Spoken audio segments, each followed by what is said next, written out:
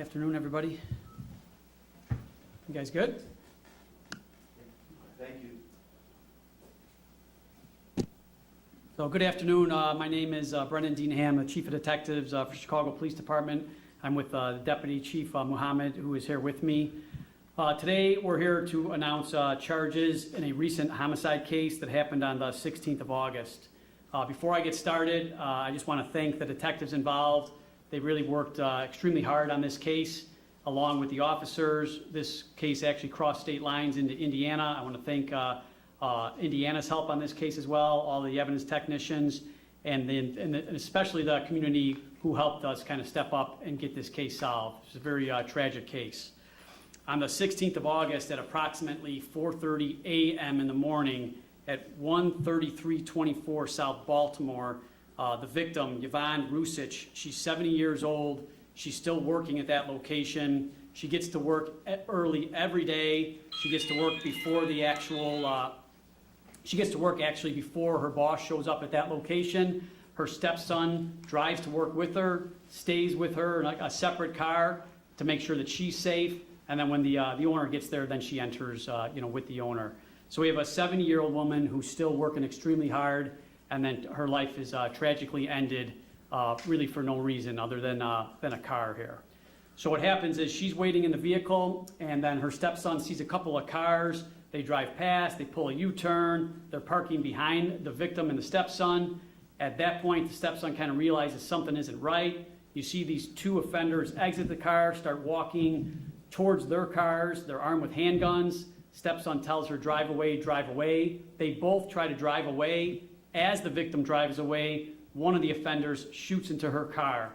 At that point, she crashes. The offenders get back into their car, and then they actually drive up and shoot into the car several more times. And some of this was actually captured on some pod video, and we pushed that out with the help of the news media and social media.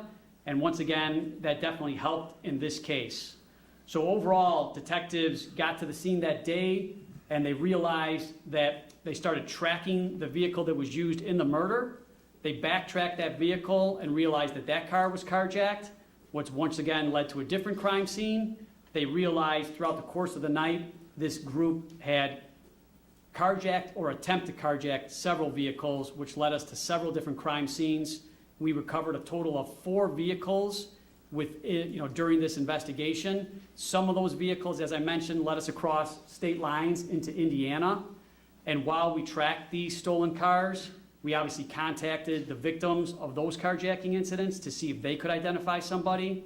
And then using technology, we kind of tracked these guys where they went in the city to see if they in fact went into any sort of gas station or a better place where we could get pictures of them. As I mentioned, we pushed the photos and the video we had out through the news media, and then as we were recovering the vehicles, we were fortunate enough to get a couple of witnesses to come in and cooperate, look at the video. They knew the suspects. They helped us identify those individuals, and then working with our fugitive apprehension team, we're able to arrest one of these offenders in Chicago. And this offender is a juvenile, so I won't be releasing the name, but this juvenile has been charged with first-degree murder, and that case will be transferred, to adult court by the state's attorney's office.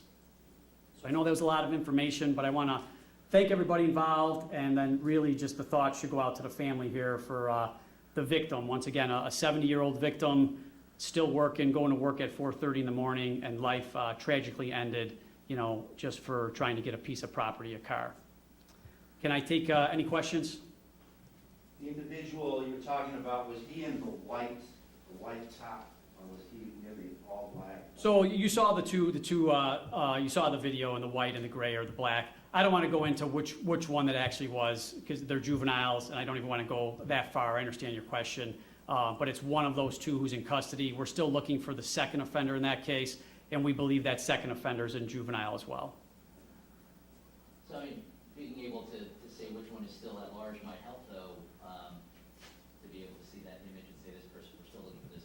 Understood. Yeah, we know who we're looking for, and and the community that does know who did this, if they can help us out at all, they also know who we're looking for, and, just based upon the descriptions, they know who's still out there. So that's what we're looking for. We're confident that, hopefully we'll be able to arrest them in the near future. Do you have an age on the juvenile? This juvenile that was charged was 17 years of age, and then the other one, due to the fact they're not in custody, I won't go into too much more detail due to the fact they are juveniles. So the 17-year-old will be charged as an adult? Correct, that's working with the state's attorney's office, and I know at bond court, they will, announce at bond court, the proffer, and, but the state's attorney's office will talk more about, the court system and how they try them in adult court. When are they due in bond court? They should be due in bond court most likely tomorrow. Due to the fact that this is a juvenile involved, we'll get back to you with the correct information. There may be some, different mechanics that have to happen with the juvenile. Juveniles from Chicago or from Indiana? The juveniles are from Chicago. Why did they shoot Ms. Ruzich? Why would they shoot a 70-year-old woman on her way into work? So the juvenile that we had taken into custody did not speak, so only they can answer that question. I mean, it's senseless. I mean, you guys saw the video, so there's no reason to shoot someone besides the fact that she wouldn't give up her car in that quick of a manner. I mean, yeah, that was, it seemed like they opened fire rather quickly. There wasn't much of an interaction there. Are you able to explain what took place just in that moment right before the shots were fired? No, I mean, I think you guys saw the video, and as you mentioned, it happened that quickly. So it's, what's going through their mind that they're walking up and they want to, take this car, and then that she drives away, and that quickly they decide to fire. So that's how quick it happened. I think the video kind of speaks for itself. Like you said, there wasn't a lot of interaction there, but that just shows, I don't know how emboldened they were and how quick they were to discharge a firearm. When you took the juvenile into custody, did he resist?